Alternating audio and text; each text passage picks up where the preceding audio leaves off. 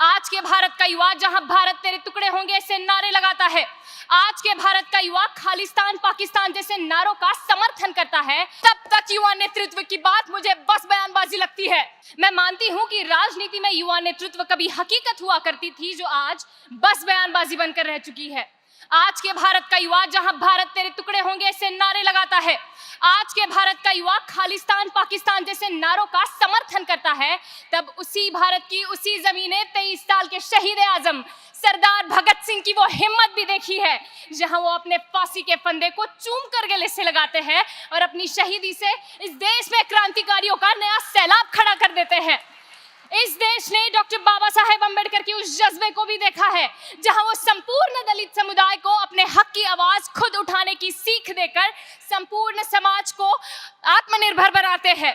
इसी भारत की इसी जमीने आयरन लेडी इंदिरा गांधी के उस हौसले को भी देखा है, जिनके व्यक्तित्व की नींव ही क्रांतिकारियों ने रखी थी, जिन्होंने आत्मनिर्भर भारत की पहली सीढ़ी चढ़ने के लिए इस भारत को प्रेरणा दी थी। इतिहास के ऐसे कितने भी पन्ने पलट दिए जाए तो हर एक पन्ने पर एक नया युवा नेतृत्व कौशल्य दिखाई देता है, जिसने भारतीय राजनीति को और भारतीय राजनीति की तरफ देखने वाले हर एक नजरिए को संपूर्णतः बदल कर रख दिया।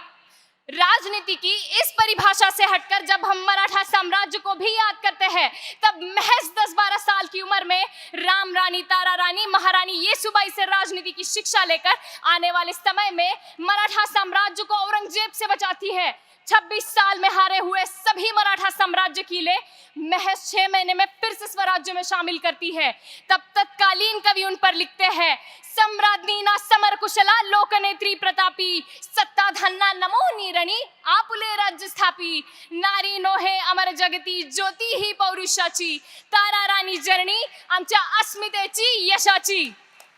उनका ये जज्बा और कम उम्र का नेतृत्व कौशल्य देखकर मैं ये सोचने पर विवश हो जाती हूँ कि राजनीति में युवा नेतृत्व एक अत्यंत ही अटल वास्तविकता है। मगर जब तक हमारे देश का युवा दिल्ली की सड़कों को टायर की कालिख से राख करता रहेगा, जब तक हमारे देश का युवा हिंदू मुसलमान के नाम पर जल रही कट्टरता की आग में झुलसता रहेगा, जब तक हमारे देश का युवा खालिस्तान पाकिस्तान ऐसे नारों का समर्थन करता रहेगा, जब तक हमारे देश का युवा शिक्षा को महत्व देने की बजाय बुर्खा पहनकर आने या ना आने पर भगवे और बुरखे में लड़ाइयां करवाता रहेगा, जब तक शरेआम निर्भया की इज्जत उजड़ जाने पर हमारे देश का युवा हाथों में मोमबत्तियां लेकर सड़कों पर उतरता रहेगा, जब तक हमारे देश का युवा 4 इंच की स्क्रीन पर मणिपुर की सड़कों पर शरेआम उजड़ रही देश की बेटी की इज्जत का चलचित्र बनाकर उसे वायरल करने की फिराक में रहेगा, तब तक युवा नेतृत्व की बात मुझे बस बयानबाजी लगती है।